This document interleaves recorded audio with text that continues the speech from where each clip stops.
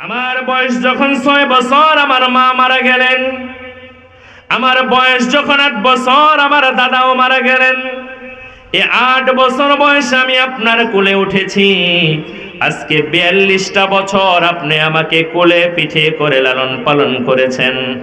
ও চাচা, আজকে আপনি দুনিয়া থেকে বিদায় নেবেন এমন সময় হয়ে গেছে।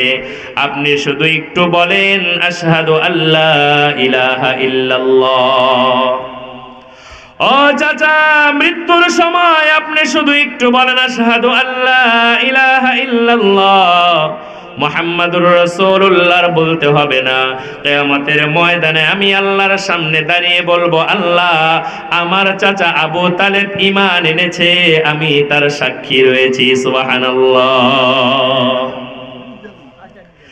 এমন বিরাট সুযোগ আল্লাহর নবী দিলেন। চাচা, আপনি শুধু বলেন একটু আশহাদু আল্লা ইলাহা ইল্লাল্লাহ, কিয়ামতের ময়দানে আমি আপনার ব্যাপারে সাক্ষী হয়ে যাব। পাশে দাঁড়ানো আবু জাহেল, আবু লাহাব, উতবা, সাইবা, ওয়ালিদ ইবনে মুগীরা, তারা বলল, নেতাজি সারাটা জীবন বাপদাদার ধর্মের উপরে থেকেছেন, আজকে বুঝি মৃত্যুর ভয়ে বাপদাদার ধর্মে চুনকালি দিয়ে যাবেন। আবু তালেব তখন আল্লাহর নবীকে বললেন, ভাতিজা, তোমার দিন সত্য আমি জানি, তুমি যে কালেমার দাওয়াত দাও তা সত্য, তোমার আল্লাহ সত্য, তোমার জান্নাত জাহান্নাম সত্য, এটা আমি জানি। তবে আমার মৃত্যুর পরে মানুষ যদি আমার সমালোচনা না করত, পয়েন্টটা বোঝেন ভালো করে। আবু তালেব বলে, আমি যদি মারা যাই, মারা যাওয়ার পরে মানুষ আমার সমালোচনা করবে, আমি মৃত্যুর ভয়ে কালেমা গ্রহণ করেছি, এই ভয়টা যদি আমার না থাকতো তাহলে আলহামদুলিল্লাহ। আটিপাড়া নুরুল কোরআন হাফিজিয়া মাদ্রাসা ও যুব সমাজ উদ্যোগে আয়োজিত 14তম বার্ষিক ওয়াজ মাহফিল ও আরবি প্রভাষক জাজিরা শামসুল উলুম কামিল মাদ্রাসা শ্রবণরত আমার মা এবং বোনেরা, আমরা সেই মহান রব্বুল আলামিনের দরবারে কৃতজ্ঞতার সাথে শুকরিয়া আদায় করছি যে মহান মুনিব আমাদেরকে শত ব্যস্ততার মধ্যেও, শত ব্যস্ততাকে উপেক্ষা করে আল্লাহর এই জমিনে দেওয়া সর্বশ্রেষ্ঠ নিয়ামত আল কোরআনের মাহফিলে যে আল্লাহ আমাদেরকে আসার বসার তৌফিক দান করেছেন, কৃতজ্ঞতার সাথে আমরা সিনার সকল শক্তিটুকুন ব্যয় করে পড়েছি আলহামদুলিল্লাহ। অসংখ্য গণিত দরুদ সালাম মানবতার মহান শিক্ষক, মানবতার মুক্তির দূত সাইয়্যিদুল আম্বিয়া, আশরাফুল আম্বিয়া বিশ্বনবীর উপর সকলেই বুক ভরা ভালোবাসা নিয়ে পড়ি সাল্লাল্লাহু আলাইহি ওয়াসাল্লাম।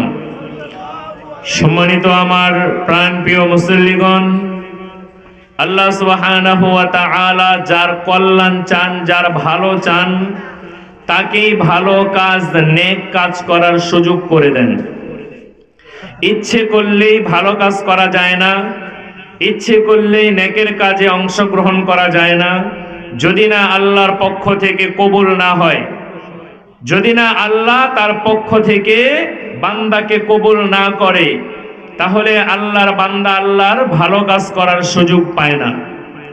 এই যে আমরা মাগরিবের নামাজ জামাতের সাথে আদায় করলাম, মাগরিবের নামাজের পরে বের হয়ে দেখা গেল আমাদের কত ভাইয়েরা ওই দোকানে বসা ছিল, কথা ঠিক না? মসজিদ কিন্তু 2 কিলোমিটার দূরে না। মসজিদে ইমাম সাহেব প্রত্যেক রাকাতে আল্লাহু আকবার বলেছেন, সূরা ফাতিহা পড়েছেন, অন্যান্য সূরা পড়েছেন, তারা দোকানে বসে বসে শুনছেন, কিন্তু মসজিদে যাওয়ার সৌভাগ্য হয়। অনেক মানুষ এরকম আছেন, ফজরের সময় বাড়ি মসজিদের কাছে, মসজিদের ইমাম সাহেব আল্লাহু আকবার তাকবীরে তাহরিমা বলে নামাজ শুরু করে দিয়েছে, সে ল্যাপের নিচে বসে শুনতেছে, কিন্তু ল্যাপ কম্বল সরাইয়া মসজিদে যেতে পারে। এবার চিন্তা করুন, যে ঈমান আপনাকে আমাকে ল্যাপ থেকে, কম্বল থেকে উঠাইয়া মসজিদে যেতে না পারে, সেই ঈমান কি আমাকে জান্নাতে নিতে সক্ষম? কথা বলতে হবে, সক্ষম। তাহলে আল্লাহ সুবহানাহু ওয়া তাআলা যার কল্যাণ চায়, যার ভালো চান, তাকেই এই বরকতি মাহফিলে, কোরআনের মাহফিলে আসার বসার তৌফিক দেন। সমাজের এত মানুষ থেকে আল্লাহ আমাদের কবুল করেছে, এই জন্য আরো একবার পড়ি আলহামদুলিল্লাহ। আল্লাহ রাব্বুল আলামিন পবিত্র কোরআনে বলেন, কুল বিফাদলিল্লাহি ওয়া বিরহমাতিহি ফাবিযালিকা ফালইফরাহু হুয়া খায়রুম মিম্মা ইয়াজমাউন। জোরে বলি সুবহানাল্লাহ। আল্লাহ রাব্বুল আলামিন বলেন, নবী আপনি পৃথিবীর মানুষদেরকে বলে দেন, ও দুনিয়ার মানুষেরা, তোমরা আল্লাহ রাব্বুল আলামিনের পক্ষ থেকে তোমাদের উপর নাজিল করা যত করুণা দেখতে পাও, যত দয়া দেখতে পাও, সবচাইতে বড় দয়া আল্লাহ তোমাদের উপরে করেছে এই কোরআনে কারীম নাজিল করে। ফাবিযালিকা ফালইফরাহু, কোরআনের মতো একখানা কিতাব তোমরা পেয়ে গেছো, এই জন্য আনন্দ করো। যদি বলেন হুজুর কেন আনন্দ করব, কোরআনের মধ্যে কি আছে? আল্লাহ রাব্বুল আলামিন নিজেই ব্যাখ্যা করে বলছেন, হুয়া খায়রুম মিম্মা ইয়াজমাউন। পৃথিবীর মধ্যে, দুনিয়ার মধ্যে যা কিছু আছে, কোরআন সব কিছুর চাইতে শ্রেষ্ঠ। সব কিছুর চাইতে শ্রেষ্ঠ কোরআন। আর সেই কোরআনের মাহফিলে আল্লাহ আমাদের বসার তৌফিক দিয়েছেন, পড়ি আলহামদুলিল্লাহ। সম্মানিত ভাইরা, আল্লাহর নবী সাল্লাল্লাহু আলাইহি ওয়াসাল্লামের উপরে যেই দিন কোরআন নাজিল হলো, কোরআন নাজিলের পরে আল্লাহর নবী এই কোরআন নিয়ে মানুষের দ্বারে দ্বারে যেতে শুরু করলেন, দাওয়াতি কাজ শুরু করে দিলেন, মানুষদেরকে কোরআনের পথে, ঈমানের পথে ডাকতে শুরু করলেন। কোরআন মাজলুমের কথা বলে, কোরআন বঞ্চিতদের কথা বলে, কোরআন অসহায়ের কথা বলে, কোরআন মাজলুমের কথা বলে। তাই মক্কার যে সমস্ত মানুষেরা মাজলুম ছিল, যে সমস্ত মানুষেরা বঞ্চিত ছিল, অধিকার হারা ছিল, এই মানুষগুলো দলে দলে আল্লাহর নবীর মুখে কোরআন শুনে তারা ইসলামে আসতে শুরু করলো।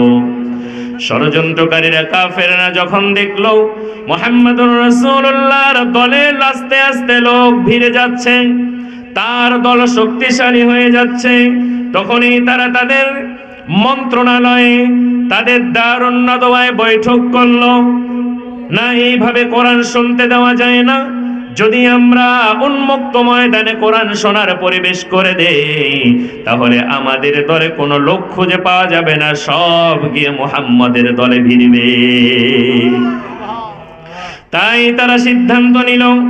আল্লাহ রাব্বুল আলামিন বলেন, নবী কাফেররা তাদের মন্ত্রণালয়ে, তাদের মন্ত্রী পরিষদে, তাদের পার্লামেন্টে সিদ্ধান্ত নিল, ওয়াকালাল্লাযীনা কাফারু লা তাসমাউ লিহাযাল কুরআন ওয়ালগাউ ফীহি লাআল্লাকুম তাগলিবুন। রব্বুল আলামিন বলেন, কাফেররা বলল, লা তাসমাউ লিহাযাল কুরআন, গান চলবে, নাচ চলবে, যাত্রাপালা চলবে, সিনেমা চলবে, থিয়েটার চলবে, যত অন্যায় কাজ আছে সব চলবে, কোনো অসুবিধা নেই। শুধুমাত্র লা তাসমাউ লিহাযাল কুরআন, কোরআন শুনতে দেওয়া যাবে না। তারা বলল, আজ থেকে কোরআন শোনা যাবে না। তারা আইন পাশ করলো, মুহাম্মাদের কাছে বসে মুহাম্মাদের মুখ থেকে কেউ কোরআন শুনতে পারবে না। কাফের আইন পাশ করেছে, কেউ কোরআন শুনবে না। কিন্তু এরপরেও আপনাদের মতো এক শ্রেণীর কোরআন পাগল মানুষ রয়েছে, শত নিষেধের পরেও তারা আপনাদের মতো কোরআন শোনার জন্য একত্রিত হয়ে যাবে, মাহফিলে বসে যাবে। আল্লাহ রাব্বুল আলামিন বলেন, যখন লোকেরা মাহফিলে একত্রিত হয়ে যায়, বসে যায়, মুহাম্মাদের কোরআন শোনার জন্য যখন তারা এক জায়গায় জমা হয়ে যায়, এদেরকে প্রতিহত করার জন্য ওয়ালগাউ ফীহি লাআল্লাকুম তাগলিবুন, আল্লাহ রাব্বুল আলামিন বলেন, কাফেররা বলে দিল, যেখানে মানুষেরা কোরআন শোনার পরিবেশ তৈরি করে ফেলবে, সেখানে তোমরা একটা হট্টগোল বাজায় দাও, যেন কোরআন শুনতে না পারে। এই বাংলাদেশেই আমরা বিগত দিনগুলোতে দেখেছিলাম হাজার হাজার মানুষ নিয়ে আয়োজন করা মাহফিল, লক্ষ লক্ষ শ্রোতা জমা হয়ে গেছে ওয়াজ শোনার জন্য। কোথা থেকে কোন পাতি নেতা এসে বলতো মাহফিল বন্ধ, আর বন্ধ হয়ে যেত। কথা বলেন ঠিক কিনা? গানের জায়গায় বাধা নাই, নাচের জায়গায় বাধা নাই, সিনেমা থিয়েটারে বাধা নাই। কোরআন শুনতে গেলে কোরআনের মাহফিলে গিয়ে তারা একটা বাধা দিয়ে দিত, একটা পরিস্থিতি সৃষ্টি করত যেন মাহফিল বন্ধ হয়ে যায়, লোকেরা যেন কোরআন শুনতে না পারে। কেননা লোকেরা যদি কোরআন শুনে, কোরআন বোঝে, তাহলে সব লোক কোরআনের পক্ষে চলে যাবে, আমাদের দলে কেউ থাকবে। কথা ঠিক কিনা? এই জন্য তারাও এই মানুষদেরকে কোরআন থেকে দূরে থাকার ষড়যন্ত্র করেছে। তাহলে কোরআন যেই দিন নাজিল হয়েছে তারপর থেকে কোরআন নিয়ে মানুষ তিন ভাগে বিভক্ত হয়ে গেছে। এক শ্রেণীর মানুষ সিদ্ধান্ত নিয়েছে কোরআন নিজেরাও শুনবে না, মানুষদেরকেও শুনতে দেবে। আরেক শ্রেণীর মানুষ হলো আমাদের মতো নামাজি, রোজাদার, টুপি আছে, দাড়ি আছে, জুব্বা আছে, পাগড়ি আছে। এদের পরিচয় দিয়ে আল্লাহ রাব্বুল আলামিন বলেন, ওয়া ইযা কিলা লাহুম তাআলাউ ইলা মা আনজালাল্লাহু ওয়া ইলার রাসূলি রাআইতাল মুনাফিকিনা ইয়াসুদ্দুনা আনকা সুদুদা। ও নবী, আপনি যখন তাদেরকে ডাকবেন, ওয়া ইযা কিলা লাহুম তাআলাউ ইলা মা আনজালাল্লাহু ওয়া ইলার রাসূল, আসো সেই কথার দিকে, আসো সেই বিধানের দিকে, আসো সেই নিয়ম কানুনের দিকে, আসো সেই বিচার ব্যবস্থার দিকে যা আল্লাহ নাজিল করেছেন, যা মুহাম্মদুর রাসূলুল্লাহ দিয়েছেন। আপনি তখন দেখতে পাবেন আপনার দলে থাকা, আপনার সমাজে থাকা, আপনার মসজিদে থাকা, আপনার সাথে তালিম করা, আপনার সাথে ইফতার খাওয়ার মধ্য থেকে কিছু লোক রাআইতাল মুনাফিকিনা ইয়াসুদ্দুনা আনকা সুদুদা, এই মানুষগুলো তখন বলবে নামাজ করব, রোজা করব, জান্নাতে চলে যাব, কোরআন দিয়ে সমাজ গড়ো, কোরআন দিয়ে বিচার করো, কোরআন দিয়ে রাষ্ট্র গড়ো, এই ঝামেলার মধ্যে আমরা নাই। এক শ্রেণীর মুসলমান আছে না নাই? তারা কোরআনের তেলাওয়াত করেন। রমজান মাসে যখন রমজান মাস চলে আসে, খতমের খতপর খতম কোরআন দিতে থাকে।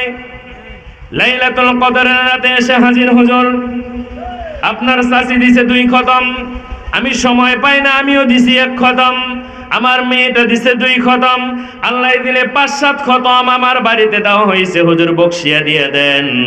এই কোরআনের পাঠককেও যখন বলা হয় আসেন কোরআন দিয়ে সমাজ গড়ি, কোরআন দিয়ে রাষ্ট্র গড়ি, এই কোরআনের পাঠকের চেহারা কালা হয়ে যায়, এমন পাঠক আছে না না? এদের কথাই আল্লাহ বলছেন, যখন আপনি তাদেরকে ডাকবেন আসো আল্লাহর কোরআন দিয়ে সমাজ গড়ি, আল্লাহর কোরআন দিয়ে দেশ গড়ি, তখন এরা বলবে এই জায়জামালের মধ্যে আমরা নাই, আমরা সামের উপরে নামাজ পড়ে জান্নাতে চলে যাব। এদের চেহারা, এদের পোশাক আদি সম্পর্কে আল্লাহ রাব্বুল আলামিন বলেন, ওয়া ইযা রাআইতাহুম তু'জিবুকা আজসামুহুম ওয়া ইয়াকুলু তাসমা'আ লিকাউলিহিম।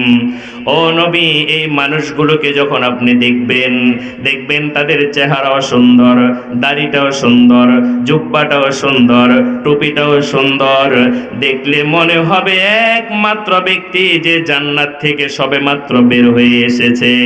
যখন সে আপনার সামনে দাঁড়িয়ে কথা বলবে, আপনি তার কথা শুনে মুগ্ধ হয়ে যাবেন, আপনি তার ভালোবাসায় পড়ে যাবেন।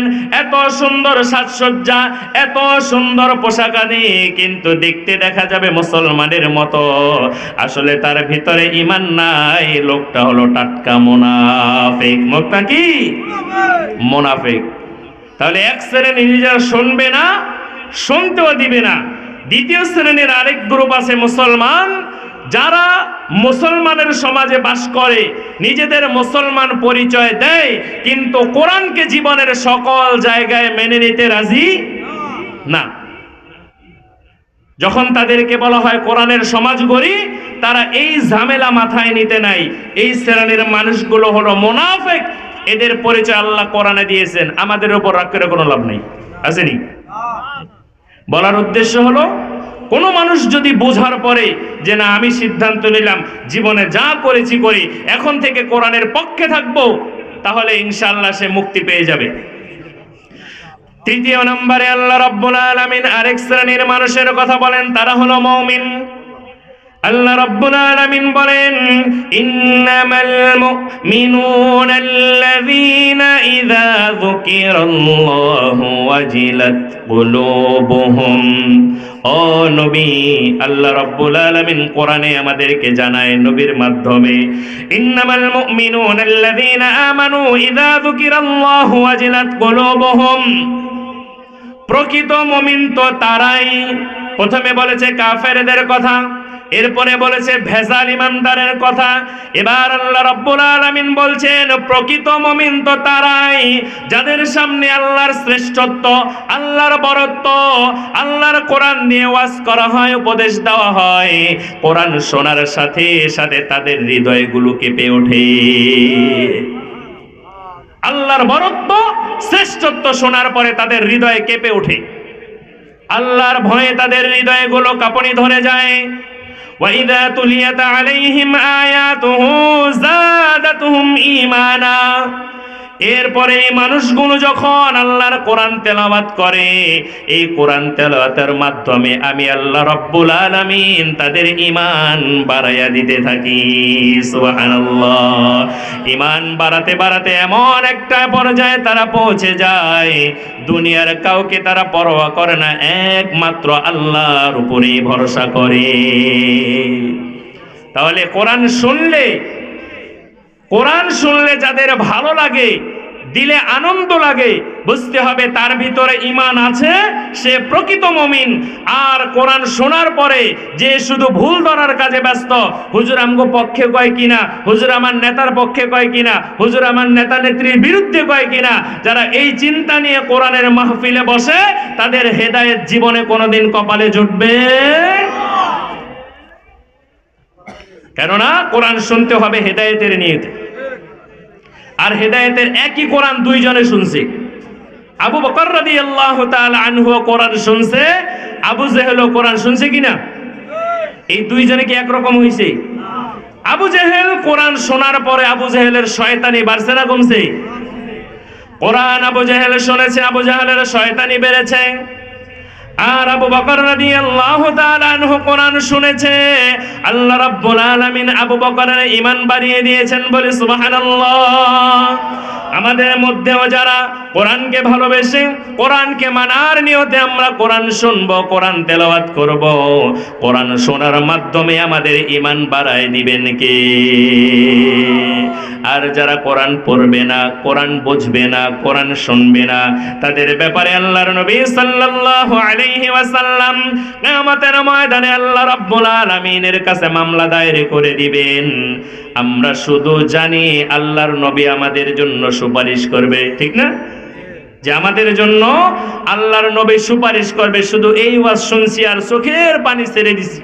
আহা, নবী আমাদের জন্য হাসরের মাঠে কত কষ্ট করবেন। কথা সত্য, 100% সত্য। তার চাইতেও যদি কোনো বেশি সত্য দিতে হয়, তাও সত্য, আল্লাহর নবী শাফায়াত করবেন।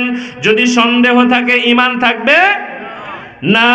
যেই নবী আমাদের ব্যাপারে শাফায়াত করবে, আবার সেই নবী কিয়ামতের ময়দানে দাঁড়িয়ে আমাদের মতো এক শ্রেণীর উম্মতের বিরুদ্ধে স্বয়ং মামলা দায়ের করে দিবে। আল্লাহ রাব্বুল আলামিন বলেন, ওয়াকালার রাসূলু ইয়া রাব্বি ইন্না কওমি ইত্তাখাযু হাযাল কুরআনা মাহজুরা। অকালার রাসূল, রাসূল বলবে ইয়া রাব্বি, হে আমার রব, ইন্না কওমি ইত্তাখাযু হাযাল কুরআন মাহজুরা, আমার উম্মতের মধ্যে এমন কিছু মানুষ ছিল যারা এই কোরআনটাকে সামান্য মনে করেছিল, মূল্যহীন মনে করেছিল, কোরআনকে দাম দেয় নাই, কোরআন পড়ে নাই, কোরআন বোঝে নাই, কোরআন যারা বুঝেছিল তাদের সাথেও থাকে নাই, কোরআনকে তুচ্ছ মনে করেছিল। এই যে মানুষগুলোকে আমার এত কষ্টে প্রতিষ্ঠিত করা কোরআনকে তুচ্ছ মনে করলো, এই মানুষগুলোর বিরুদ্ধে আমি আজ আপনার দরবারে মামলা দিয়ে দিলাম। 23 বছরে কোরআন আমার উপরে নাজিল হয়েছে।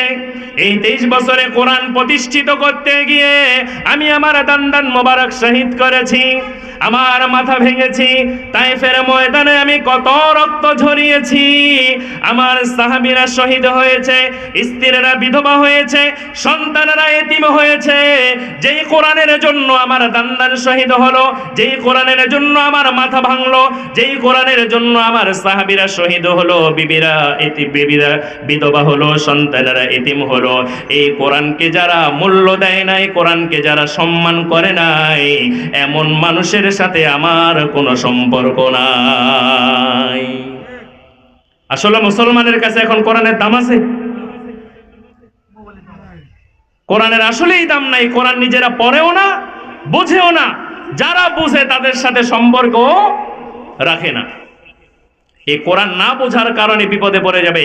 আল্লাহর নবী বলেছেন আল কোরআন হুজ্জাতুল লাকা আও আলাইকা, এই কোরআন হয় তোমার পক্ষে, না হয় তোমার বিপক্ষে কিয়ামতে দাঁড়িয়ে যাবে। যদি আপনি কোরআন পড়েন, কোরআন বোঝেন, কোরআনের দলে থাকেন, কোরআনের মানুষের সাথে থাকেন, তাহলে এই কোরআন কিয়ামতে আপনার পক্ষে বলবে আল্লাহ এই কোরআনের সাথে ছিল, আমার সাথে ছিল। আর যদি আপনি কোরআনের সাথে না থাকেন, এই কোরআন কিয়ামতের ময়দানে আবার আপনার বিপক্ষে দাঁড়িয়ে যাবে। সিদ্ধান্ত নেওয়ার সময় এসেছে, আপনি কোরআনের সাথে থাকবেন না কোরআনের বিরোধী হবেন। কষ্ট পাচ্ছেন? আমি কি আরেকটু বলবো? আলহামদুলিল্লাহ, আপনাদের মন মানসিকতা ভালো, বুঝতেছেন তাহলে কথা না?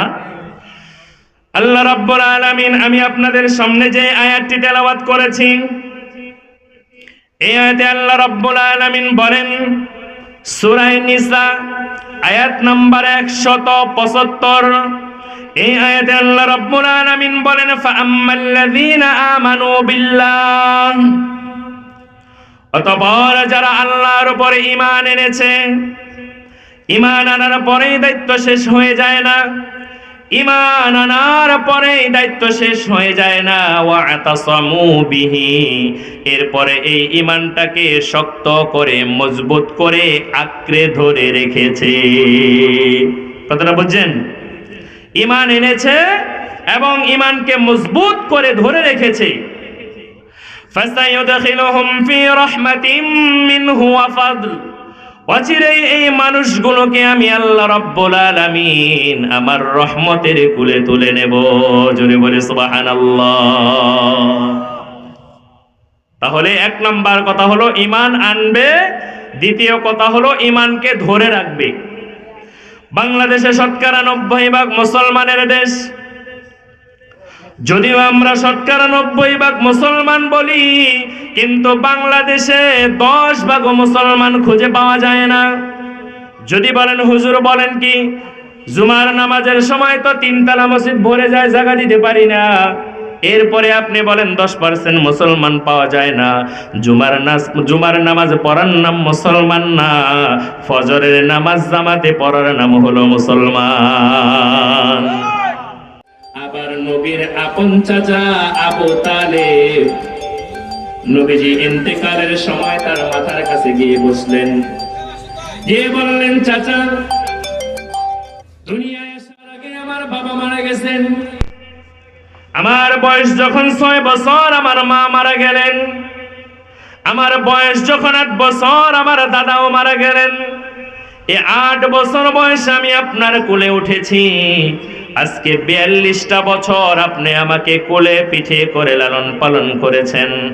ও চাচা, আজকে আপনি দুনিয়া থেকে বিদায় নেবেন এমন সময় হয়ে গেছে, আপনি শুধু একটু বলেন আশহাদু আল্লা ইলাহা ইল্লাল্লাহ ও চাচা, মৃত্যুর সময় আপনি শুধু একটু বলেন আশহাদু আল্লা ইলাহা ইল্লাল্লাহ মুহাম্মাদুর রাসূলুল্লাহ বলতে হবে না। কিয়ামতের ময়দানে আমি আল্লাহর সামনে দাঁড়িয়ে বলবো, আল্লাহ আমার চাচা আবু তালেব ঈমান এনেছে, আমি তার সাক্ষী রয়েছি। সুবহানাল্লাহ।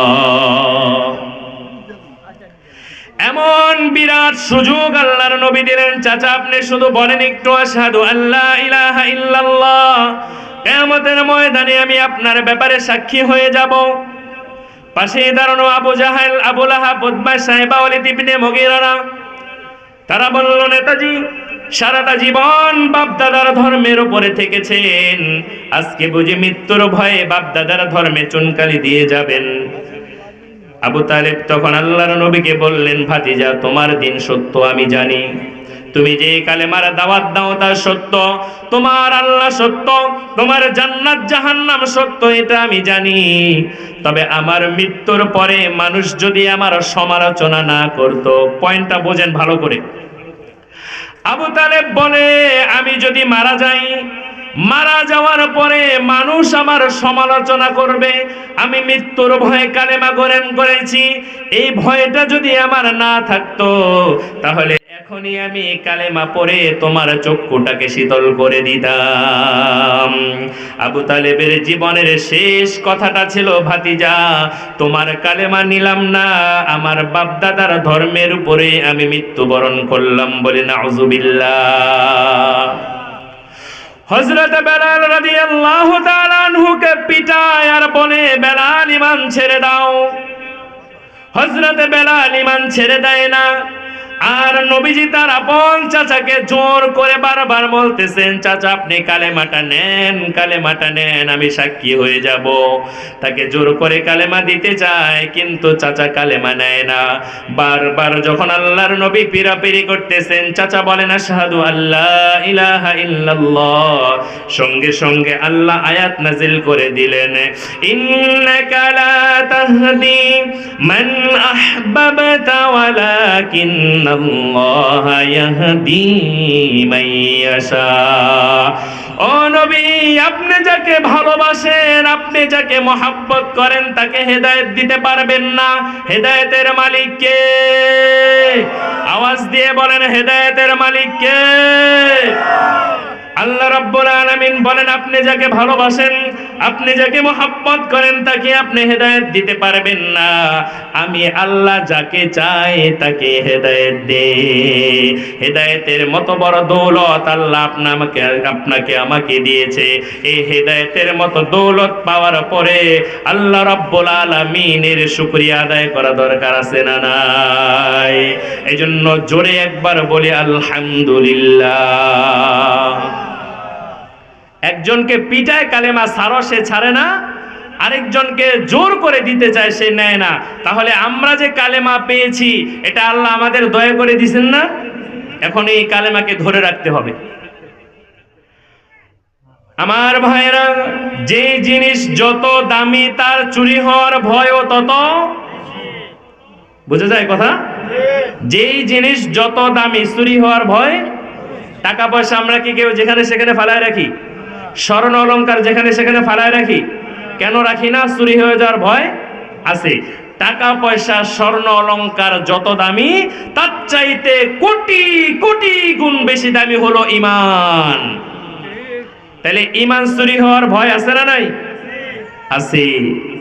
সম্মানিত ভাইরা, আবার বলি, যেই জিনিস যত দামি তার ভেজালও তত, ঠিক না? আমার হাতে ধরেন একটা কচকচে 1000 টাকার নোট। 1000 টাকার নোটটা জাল।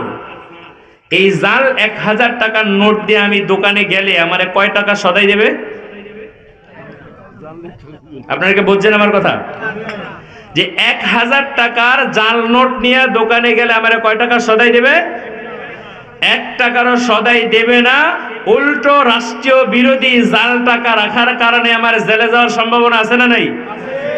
আছে। ঠিক একইভাবে ঈমান যদি ভেজাল থাকে, ঈমানের ভিতরে যদি জাল নোট পাওয়া যায়, তাহলে এই জাল ঈমান দিয়া আল্লাহর জান্নাতেও যাওয়া যাবে। কথা কি পরিষ্কার? বুঝা গেছে? তাহলে ইমান যাচাই বাছাই করা দরকার আছে না? আছে। সম্মানিত ভাইরা, ইমান নিরাপদ না। ইমান আমাদের কারোরই নিরাপদ না, এটা যে কোনো সময় চুরি হয়ে যাওয়ার ভয় আছে। আল্লাহর নবী সাল্লাল্লাহু আলাইহি ওয়াসাল্লামের হাতে হাত দিয়ে কালেমা পড়েছেন, মক্কা ইসলাম গ্রহণ করেছে। মক্কা ইসলাম গ্রহণ করার পরে মক্কার কাফেররা যখন সমানে মুসলমানদের উপরে নির্যাতন শুরু করলো, আল্লাহর নবী যে সময় হিজরত করে মদিনায় চলে গেছেন, ওই ব্যক্তিও আল্লাহর নবীর সাথে হিজরত করে মদিনায় চলে গেছে। সাথে বলতে ওই দিন না, আগে করে হতে পারে। লোকটির নাম হলো ইবনে খাতান। আল্লাহর নবীর হাতে হাত দিয়ে কালেমা পড়েছে। আপনি আমি ঈমান এনেছি, কালেমা পড়েছি, হয়তো বা মায়ের কাছে, না হয় বাবার কাছে, না হয় মসজিদের ইমাম সাহেবের কাছে, কথা ঠিক কিনা?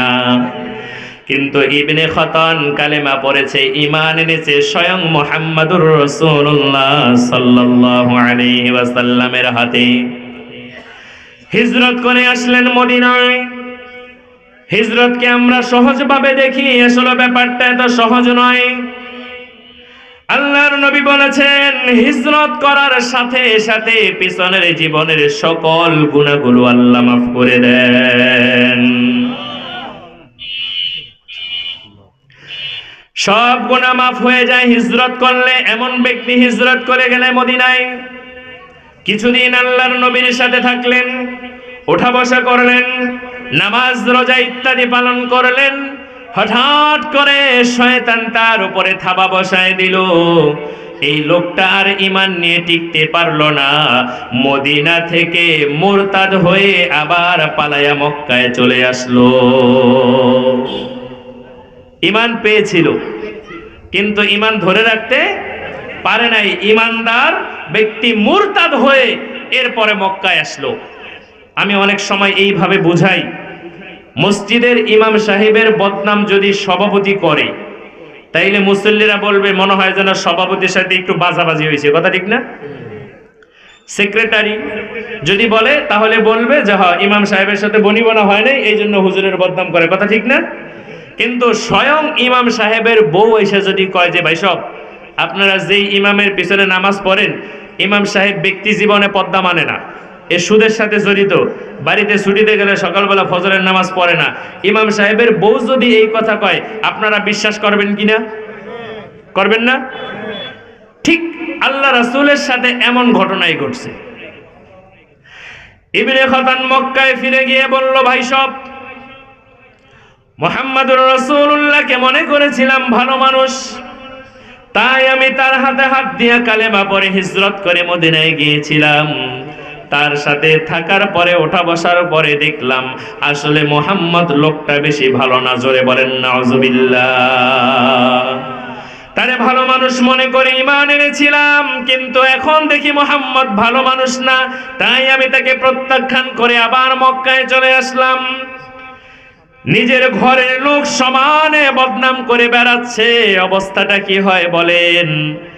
বিরোধী দলের লোকেরা সমালোচনা করবে, এটা মানা যায়, কিন্তু নিজের দলের লোকেরা সমালোচনা করলে আর মানা যায়?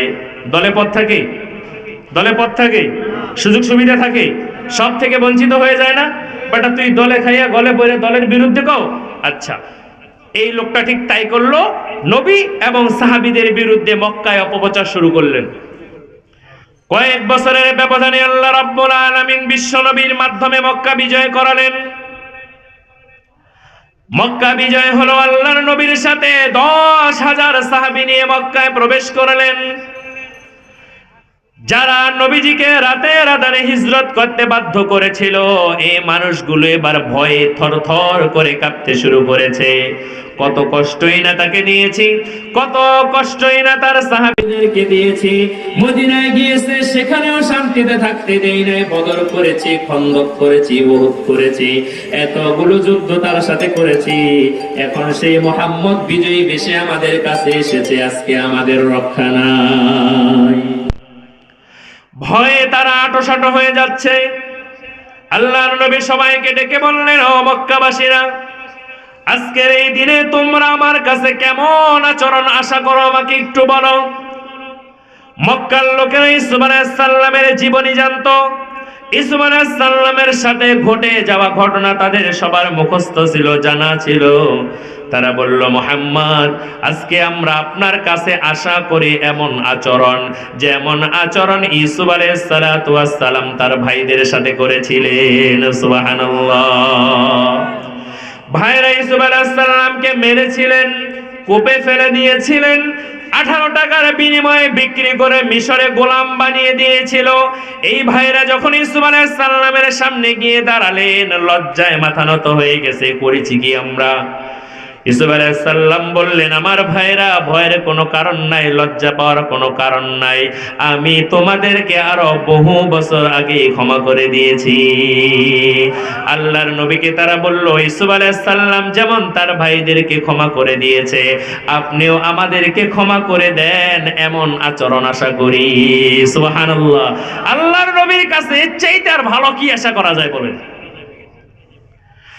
আল্লাহর নবী বললেন, সবাইকে সাধারণ ক্ষমা ঘোষণা করা হলো, তবে 5 জন মানুষের কোনো ক্ষমা নাই। বুঝছেন কথা? সবাইকে ক্ষমা করা হলো, 5 জন মানুষের কোনো ক্ষমা নাই, এদের কোনো ক্ষমা পাওয়ার যোগ্যতা নাই। তার ভিতরে একজন হলো ইবনে খাতান। ইবনে খাতান যখন বুঝলো আমার ক্ষমা পাওয়ার কোনো উপায় নাই, সে দৌড়ে হারামের ভিতরে প্রবেশ করলেন।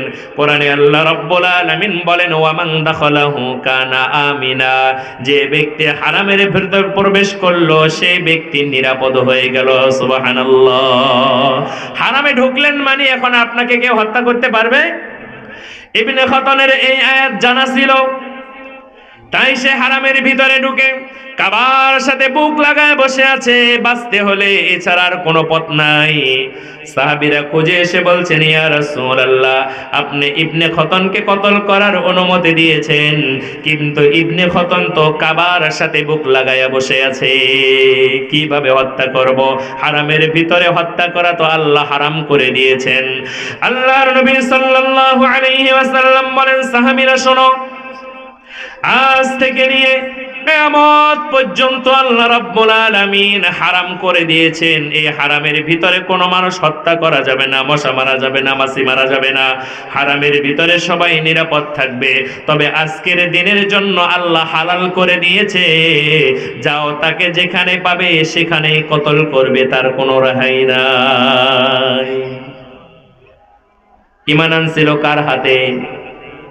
স্বয়ং নবীজির হাতে ঈমান এনেছে, কিন্তু ঈমান নিয়ে মরতে পারে নাই। তাই তো আল্লাহর নবী সাল্লাল্লাহু আলাইহি ওয়াসাল্লাম বলেন, আমার উম্মতের মাঝে এমন একটা সময় আসবে, যেই সময় আমার উম্মতেরা সকালবেলা থাকবে ঈমানদার, বিকাল হতে হতে ঈমান হারা হয়ে কাফের হয়ে যাবে। আবার বিকাল বেলা থাকবে ঈমানদার, সকাল হতে হতে এমন কাজ করবে সাথে সাথে তারা বেঈমান হয়ে যাবে। আমার ভাইয়ের, আল্লাহর নবী অন্য একটি হাদিসে বলেন, ইয়াতি আলান নাসু জামানুন ইয়াজতামিউনা ফিল মাসাজিদ লাইসা ফীহিম মুমিনুন ওয়াহিদুন।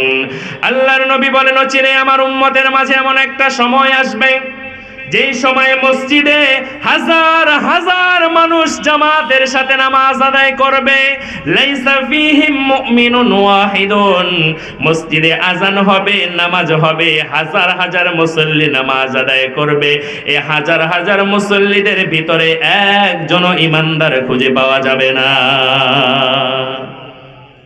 ইমাম সাহেব থাকবে ঈমান হারা, মুয়াজ্জিন থাকবে ঈমান হারা, খাদেম থাকবে ঈমান হারা, মুসল্লি থাকবে ঈমান হারা, কিন্তু মসজিদে ঠিকই আজান হবে, নামাজ হবে। এমন একটা সময় নাকি আসবে, কিন্তু আমরা আমাদের এই দৃষ্টি দিয়া, কোরআন হাদিস দিয়া মিলায় দেখি আসবে না, অলরেডি চলে এসেছে। হুজুর তাইলে একটু বুঝায় দেন কিভাবে আসলো? জি বুঝাই দিচ্ছি, শোনেন। বাংলাদেশে যতগুলি ফেরকা আছে, এর মধ্যে একটা ফেরকার নাম হলো কাদিয়ানী ফেরকা। নাম শুনছেন আপনারা? কাদিয়ানীদের নাম শুনছেন? কাদিয়ানীরা নামাজ পড়ে, যেমনি আমরা আজান দেই তারা একইভাবে আজান দেয়, যেভাবে আমরা নামাজ পড়ি একইভাবে নামাজ পড়ে, আমরা যেইভাবে রোজা রাখি তারাও রোজা রাখে, আমরা যেইভাবে যাকাত দেই তারাও যাকাত দেয়।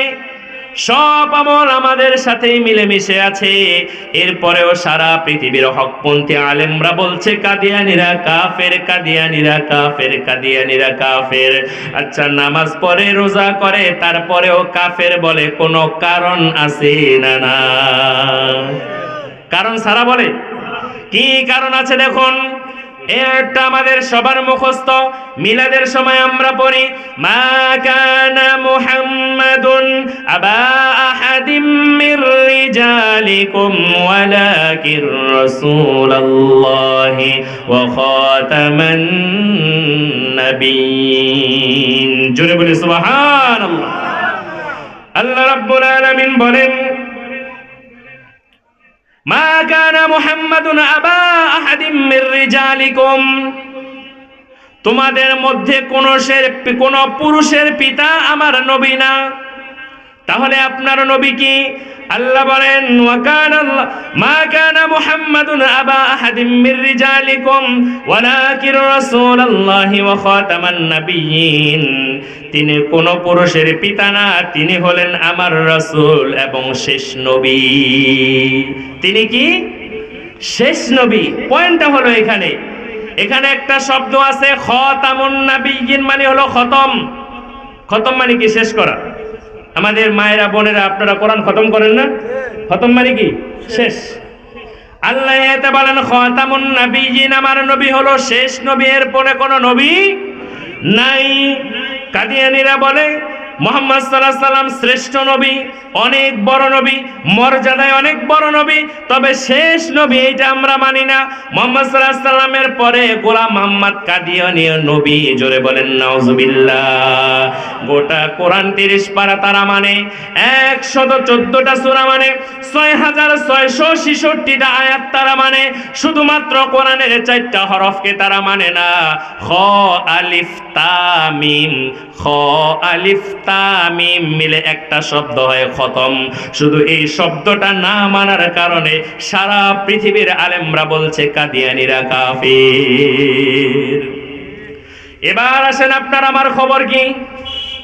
কাদিয়ানীরা যদি শুধু কোরআনের 4টা হরফ না মানার কারণে কাফের হয়ে যায়, নামাজ পড়ার পরেও কাফের, রোজা রাখার পরেও কাফের। আমাদের মুসলমানদের ভিতরে দেখা যায় বাংলাদেশে শতকরা 90% মুসলমান দাবি করে। এই মুসলমানের ভিতরে অসংখ্য মুসলমান আছে শুধু 4টা হরফ না, 400 হরফ না, কোরআনের ডজন ডজন শত শত আয়াত তারা অস্বীকার করে। কথা বলেন ঠিক কি না? বাইরা চুরি করলে হাত কেটে দাও বিধানকার। এই চুপ করে থাকা যাবে না, ঈমান চলে যাবে। আমি বললাম যে চুরি করলে হাত কেটে দাও বিধানকার, আপনি চুপ করে রইলেন, তার মানে বিধান যে আল্লাহর আপনি স্বীকৃতি দিলেন না। কথা বুঝছেন নি? চুরি করলে হাত কেটে দাও বিধানকার, আওয়াজ দিয়ে বলতে হবে বিধানকার। এখন আপনি যদি বলেন যে এটা আমি মানি না, আস-সারিকু ওয়াস-সারিকাতু ফাকতাউ আইদিয়াহুমা, কতরি কথা, ওখানে শুধুমাত্র খতম। আর এখানে আস-সারিকু ওয়াস-সারিকাতু ফাকতাউ আইদিয়াহুমা, চুরিকারিনী অথবা চুরিকারী পুরুষ হোক আর মহিলা হোক, চোর হোক আর সুন্নি হোক, চোর প্রমাণিত হইলে হাত কেটে দাও বিধানকার। তবে এখানে একটা কথা আছে, কোন মানুষ যদি অভাবের তাড়নায় চুরি করে, সব চোর কিন্তু স্বভাবে চুরি করে না। কিছু কিছু মানুষ অভাবেও, সমাজের মানুষ কেউ তারে সহযোগিতা করে না। মেয়েটা ঢাকা মেডিকেলে ভর্তি, স্ত্রী ঢাকা মেডিকেলে সব ভর্তি, জমি জমি বিক্রি করে চিকিৎসা সব শেষ, এরপরেও কোনো উপায় নাই, এরপরে পাশের বাড়ি হিন কাটছে। এই চোর, এই চোর কি অভাবের চোর না স্বভাবের চোর বলেন তো?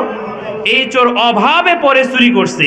আল্লাহর নবী বলেন কেউ যদি অভাবের তাড়নায় চুরি করে তার হাত কেটে দিও না, তাকে সমাজের মানুষ মিলেমিশে তার অভাব দূর করে দাও। সুবহানাল্লাহ। এবার আপনারা বলেন, এই যে বাংলাদেশ থেকে হাজার হাজার কোটি টাকা বিদেশে পাচার হয়ে গেল, রডের বদলে বাঁশ দেওয়া হলো, একটা রাস্তা 1 বছর না দাইছে এই পিচটি সব ওইটা খালে চলে গেল। এই চুরিগুলি যারা করলো এরা কি অভাবের চোর না স্বভাবের চোর? এই স্বভাবের চোরেরা কোনোদিন চাইবে আল্লাহর কোরআন দিয়া রাষ্ট্র চলুক? তাহলে একজনের সাথে হাত খুঁজে পাওয়া যাবে? তারা চাইবে না। তাহলে আমাদের কাজ কি? আমাদের কাজ হলো সমাজের নেতৃত্বের জায়গায় আমরা সৎ লোক বসাবো যারা চুরি করবে না। জনগণের টাকা রাজি আছেন আপনারা? কেননা আমার ভোটের মাধ্যমে বলছে হুজুর রাজনীতি করিয়েন না। ভাই রাজনীতি না, বাঁচার দরকার আছে না নাই বলেন? আচ্ছা আমি ভোট দিলাম, আমরা যারা ভোট দিই সবাই কি সরকারি গমসাল খাই? কি বলেন, সবাই খাই? সবাই কিন্তু খাই না। অসহায় গরিবেরা 2-4 জনে সমাজের বয়স্ক ভাতা, বিধবা ভাতা এরা সমাজের পায়। বেশিরভাগ মানুষ সরকার থেকে তাদের কাছ থেকে কোনো সুবিধা নেয় না। আমি ভোট দিলাম, আমার ভোটে যাওয়ার পরে সে চেয়ারম্যান হইলো, এমপি হইলো, মন্ত্রী হইলো, এরপরে সমানে রাস্তা চুরি করতেছে, খাল চুরি করতেছে, ব্রিজ চুরি করতেছে। এই ভোট দিয়া যে আমি স্যারের চেয়ারম্যান বানাইলাম, এমপি বানাইলাম, এই চোরের সব আমল নামা একটা আমার আমল নামায় জমা হবে কিনা? কারণ আমি ভোট না দিলে চেয়ারম্যানও হইতে পারতো না, চুরিও করতে পারতো না। কথা ঠিক না?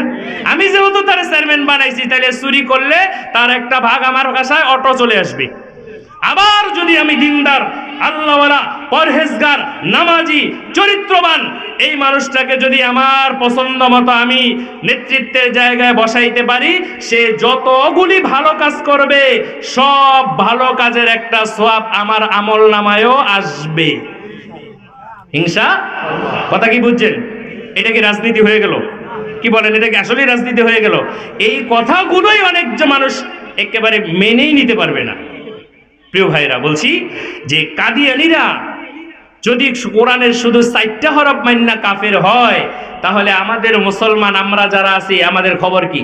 বাংলাদেশে যদি 51% মুসলমান কোরআনের পক্ষে থাকতো, 90% তো হিসাব করি আমরা, 51% মুসলমান যদি কোরআনের পক্ষে থাকতো, তাহলে বাংলাদেশের কোরআনের রাজ কায়েম হয়ে যেত। কথা বলেন ঠিক কিনা? নামাজ মসজিদে ঠিকই পড়ে, রোজাও ঠিকই রাখে, কোরআন তেলাওয়াত ঠিকই করে, কিন্তু ওই যে আমি একটা পড়েছিলাম, তাআলাও, আসো সেই দিকে, ওয়াইদা কিলা লাহুম তাআলাউ ইলা মা আনজালাল্লাহু ইলার রাসূল, আসো আল্লাহ যা নাজিল করছে, রাসূল যা বিধান দিছে, এই অনুযায়ী বিচার ফয়সালা করি, এই অনুযায়ী আমরা আইন কানুন প্রণয়ন করি। তখন ইমানদাররা বলবে হ্যাঁ আমরা তার পক্ষে, আর মুনাফিকেরা আস্তের উপরে পাশ কাটায় উঠে যাবে। এটা এত জায়জামালার মধ্যে আমার নেই। তাহলে এটা কি জায়জামেলা না আল্লাহর বিধান? আল্লাহর বিধান, ফরজ বিধান, কোরআন দিয়ে নাজিলকৃত বিধান, এটাকে হেলায় খেলায় ছেড়ে দেওয়ার কোনো সুযোগ নাই। সম্মানিত ভাইরা, সর্বশেষ সময় আমার প্রায় শেষ হয়ে আসছে, আমি সর্বশেষ একটা কথা বলি যে ইমানটাকে ধরে রাখতে হবে। এবার ইমান আছে না নাই পরীক্ষা করা দরকার আছে নি? আছে না? সব জিনিস মাপার একটা যন্ত্র আছে না? জ্বর মাপার যন্ত্র আছে না নাই? প্রেশার মাপার, ডায়াবেটিস মাপার, সব কিছু মাপার একটা যন্ত্র আছে। আপনার আমার ভিতরে যে ইমান আছে না নাই এটা মাপারও একটা যন্ত্র আছে। সেটা কি? আল্লাহর নবী সাল্লাল্লাহু আলাইহি ওয়াসাল্লাম বলেন, ইযা সাররাতকা হাসানাতুকা ওয়া সাআতকা সাইয়্যাতুকা, যখন ভালো কাজ, নেকের কাজ, কল্যাণকর কাজ তোমাকে আনন্দ দেবে, আর মন্দ কাজ, সিনেমা, গান, সুদ, এই নাচ, এগুলো তোমাকে কষ্ট দিবে, তখন বুঝবে তুমি ইমানদার। ফজরের নামাজ পড়ছেন, ভালো লাগছে, ইমানদার। একজনকে 500 টাকা দিয়ে উপকার করছেন, ভালো লাগছে, ইমানদার। কথা বুঝছেননি? মানুষের বিপদে আপদে দৌড়ে গেছেন, ভালো লাগছে, ইমানদার। ফজরের নামাজ ছুটে গেছে, খারাপ লাগছে, ইমানদার। বুঝছেননি? হয় না অনেক সময় নিয়মিত পরে একদিন ফজরে উঠতে পারে না, খারাপ লাগে না? আরে প্রতিদিন আমি ফজর পড়ি, আজকে আমার ফজর ছুটে গেল, ফজর ছুটে গেছে, খারাপ লাগছে, ইমানদার। ভুল বসে অন্যায় ভাবে একটা বেগানা নারীর দিকে বাজে দৃষ্টি চলে গেছে, ভিতরে খারাপ লাগে, বুঝতে হবে ইমানদার। আর যদি দেখে ভালো কাজ করলেও ভালো লাগে না, মন্দ কাজ করলেও খারাপ লাগে না, তাহলে বুঝবে এ দেখতে হতে একজন ইমানদার হলেও ভিতরে ইমানের সিটা ফোটাও নাই। কারণ আল্লাহর রাসূলের হাদিস অনুযায়ী ভালো কাজ করলে ভালো লাগতে হবে, আর মন্দ কাজ হয়ে গেলে খারাপ লাগতে হবে। এটা হলো ইমানের ডেফিনেশন, এটা হলো ইমানের মাপার যন্ত্র। আর ভালো কাজেও ভালো লাগে না, খারাপ কাজেও খারাপ লাগে না, বুঝতে হবে তার ভিতরে ইমান নাই। এবার আমরা প্রত্যেকেই যার যার ইমান পরীক্ষা করে দেখি আমার কেমন লাগে। ফজর ছুটে গেলে খারাপ লাগে না ভালো লাগে? সুদের টাকা আনলে ভালো লাগে না খারাপ লাগে? ঘন্টার পরে ঘন্টা সিনেমা দেখে ভালো লাগে না খারাপ লাগে? আবার কিছু কিছু মুসল্লি আছে আসরের নামাজ পড়িয়া এরপরে টিভির দোকানে বইব, মাগরিবে আজান দিলে আবার মাগরিবের নামাজ পড়িয়া আবার এসে টিভির দোকানে বইব, ঠিক না? আবার এশারে আজান দিলে আবার এশারের নামাজ পড়িয়া আবার টিভির দোকানে বলবো। আচ্ছা কি করলো বলেন তো? করলোটা কি? সে তো এই নামাজও পড়লো, আল্লাহরেও খুশি রাখলো, আবার এই দিকটা শয়তানেরও খুশি রাখলো। তাই হইল না? না, দুইজন একসাথে খুশি করা যাবে না। আল্লাহ খুশি হইলে শয়তান নারাজ হবে, আর শয়তান খুশি হইলে আল্লাহ নারাজ হবে। আমরা খুশি রাখবো কাকে? আল্লাহ আমাদের বোঝার, আমল করার, ঈমান নিয়ে মৃত্যুবরণ করার তৌফিক দান করেন, আমিন। ওয়া মা আলাইনা ইল্লাল বালাগ। আসসালামু আলাইকুম ওয়া রাহমাতুল্লাহি।